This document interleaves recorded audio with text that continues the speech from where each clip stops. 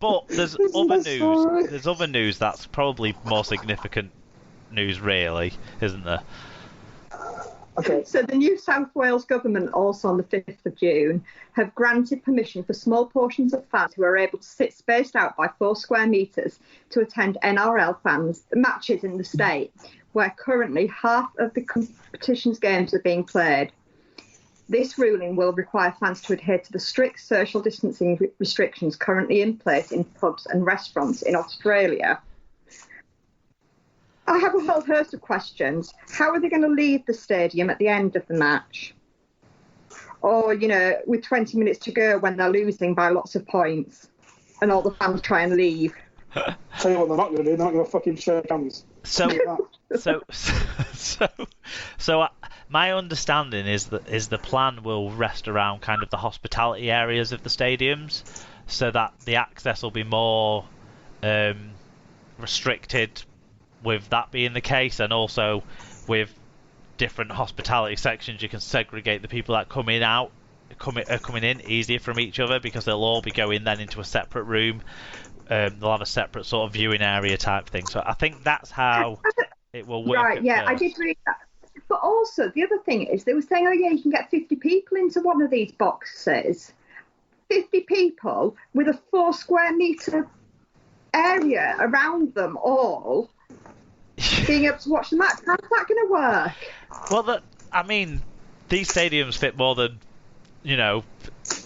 10,000 people, so I think they can manage it for 50. But I get what you're saying if they're all going into that small enclosed space. One thing we do have to recognise is this is happening in Australia because the situation in Australia is vastly different to the situation here. Yeah. Our like super low record number of deaths over the last few days is like their worst ever days of cases. So, it's a vastly different situation. But you're right, Sarah. There are questions about how it could work, and my biggest question with all this sort of stuff is, will people be too eager? Kind of will everyone be a bit of a Terry Lamb about the situation and kind of forget the sensible way to do it? Yeah. I point you to Exhibit A of IKEA opening, and I will say yes, they will. But what I will also say is I'm going to miss the cardboard cutouts, but I think that has been a genius move. And you've paid much more attention to see which stalker or celebrity murderer has been put on there. Yeah. I think it was a great idea. It really was a genius idea. I enjoyed when it started raining in one of the games at Campbelltown, which is not very well covered at all, and they were like, "Oh, has anyone thought about what happens to the cardboard cutouts in the rain? Do they have any protection, or are they all just going to start drooping over mid-match?" Then in one of the games, one of the players high-fived a kid in the audience, in one of the cardboard cutouts of a young fan, which I think was brilliant as well. Sarah, did you see there was a dog in a Hull FC shirt? Yes, the guy who did it had put a thing in the Hull FC Facebook group saying, "I paid my money." Emma's been trying to encourage me to do one with me in my SLP t-shirt as well. He's standing 3 metres away from his own car cutout of himself. I can tell you that I was suggesting that for UK clubs, but they're not cheap, and UK clubs won't be able to afford that. The fact that they've been able to do that for $22 is a miracle, even with the bulk buy-in. Well, yeah, because when you think about it, that's only about 13 quid, isn't it? 14 quid. It's £14. The whole fan said it was £14 he paid. Yeah. That's not much more than it costs to make them. No. Well, we'll see. We'll see if it rolls out over here, but it's been fun. But definitely, it'll be great to have real fans. What I will say is, like you say, Sarah, like the number of fans that are going to be able to go is going to be very small. So, will that mean that Fox stop putting the crowd noise over because they'll be able to get some crowd noise, or will they realise that a couple of pissed up blokes in a corporate box giving it the pelters to the players is not going to come across as well as having candid crowd noise over the action? You know something? I've actually really enjoyed the crowd noises. Like, it's worked really well, I think.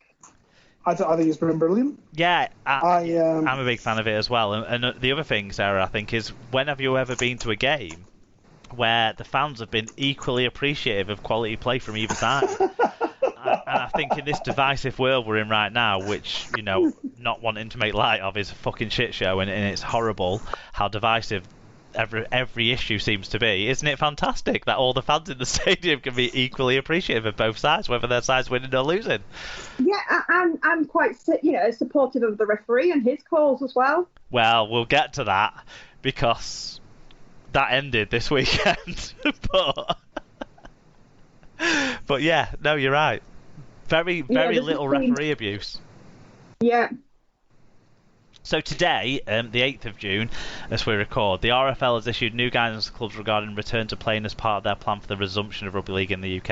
And this is all about a 5-stage process in line with government protocol, from training in small groups, which is what we have now, to being back in playing games in front of crowds in the stadium, which would be stage 5. Now, at the moment, a statement issued by the RFL says the RFL have already issued guidance to the community game on how this process will apply, related specifically to stage 1, the ability to resume training in small groups. We talked about that at the top of this section.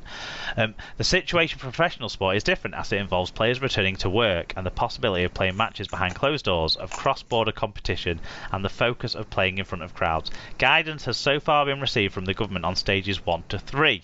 The return to training, stage 1, playing domestic fixtures behind closed doors, and taking into account the different circumstances and risk factors in individual sports. So, obviously, you can read more. The statement's so long that's on the RFL website, on the Super League website, all over the show about these different stages. The statement also talks about the Laws Committee, which we'll roll on to in a sec. But this is kind of all part of that similar thing that we talked about before, that even though they're not really telling us anything earth-shatteringly new, at least the RFL are coming out there and telling people involved in the game like how broadly they expect these things to progress along and be implemented. And for all the criticism we want to dish out of those people at the RFL, this seems to have been a sensible way to run through these things, and they're keeping people informed. Do you agree, Sarah? If you look at the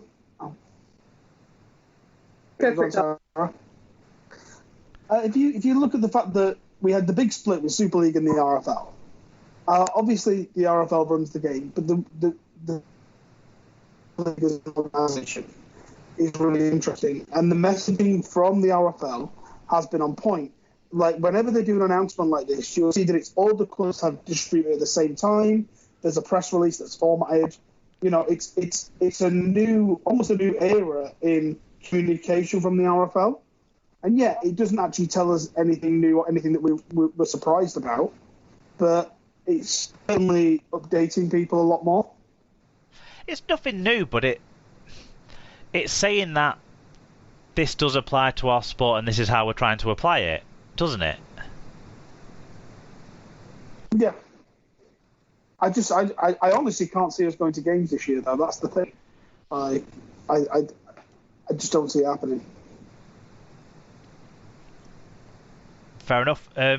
Sarah, the other thing that the press releases today have all talked about is the Laws Committee, which is going to be meeting on this week on Wednesday, which has, you know, match officials, coaches, players, people from across all of the levels of the league, all, you know, have representatives on this board, and they're going to be talking about a number of things.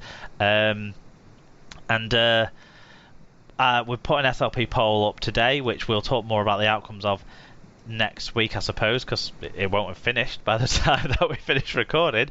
But one of the things, the headline topic on the table, is the 6 again rule, Sarah, which has been a hugely lauded move in the NRL. Another thing on the table might be the removal of Golden Point, which will be interesting because obviously people didn't want Golden Point really in the first place in this country. And then the final thing they're talking about is affecting the substitutions. They're the sort of three main topics that we already know are on the table there. So what do you make of those things coming out of this guidance? Do you think that changes are inevitable because of the guidance will change the way the game has to be run? I don't know, it's a tricky one because I get that, I think the six again has worked really well in Australia. It has made it's definitely been a very interesting addition to the game. But like with the Golden Point game, there have been games this season that have already been won on Golden Point. So what are we doing about those? And, clubs have played uneven numbers of matches. I just question whether you can make such an outcome. Yeah.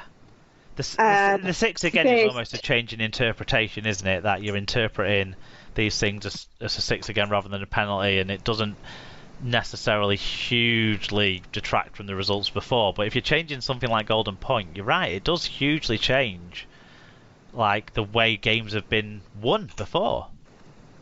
Yeah, like we beat Wakefield Golden Point this season. If Wakefield finished bottom and relegation is a thing, surely they can appeal and say, hang on, but for 2/3 or 3/4 of the season that rule didn't exist, we should have an extra point. Yeah. And especially if they are only a point off a team or bottom on points difference or whatever.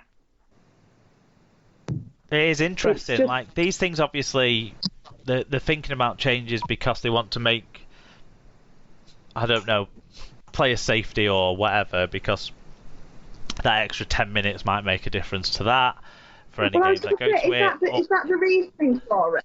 In which case, it doesn't really make sense, because how often does a game go to Golden Point, and how often does that Golden Point go beyond 2 sets? Exactly. We haven't experienced any Golden Points games going sort of deep, really, since it's come in. Everyone was complaining that the biggest issue was that it was won on the first set every time, weren't they, last year? That was everyone's objection. Yeah, but, well, no, only until Hull beat Catalans.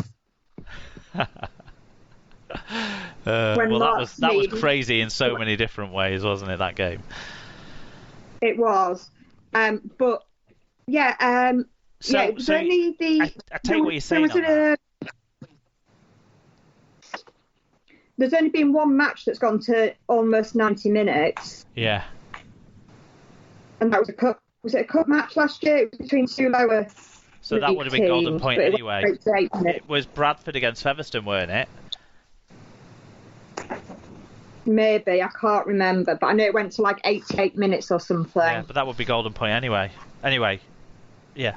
Does that? So we'll wait for that sort of. We'll talk about the rules, any rules incomings and changes last week. But we wanted to mention it and kind of get the juices flowing with some comments there, which Sarah's done, because we've got that poll out there. So do go and vote on the SLP poll, please, on Twitter. Please do retweet it as well. Make sure that more people know about our polls, because then more people comment on them, and then we get more people interacting with the show, which is what we're here for, getting the fans' voices aired.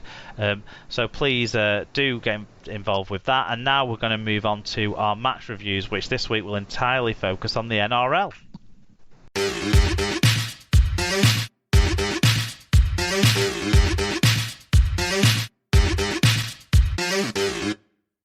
Match reviews time then, and of course all we've got to talk about is the NRL, but that's better than nothing. So it was round 4 down under this week, and we start with the game on Thursday morning for us in the UK, which had British interest on both sides. It was the Broncos 0, the Roosters 59. What a spanking. Herbie Farnworth played for the Broncos. Ryan Hall actually got a game for the Roosters. 5 tackles, 184 metres. He showed what a fantastic forward he is in this game. Shall we get some fan views, Sarah? Yes. So, POB, the Vikings said, Broncos were just not at the races. Clinical play from the Roosters ensured a good win. Score could have been higher. Carsten says,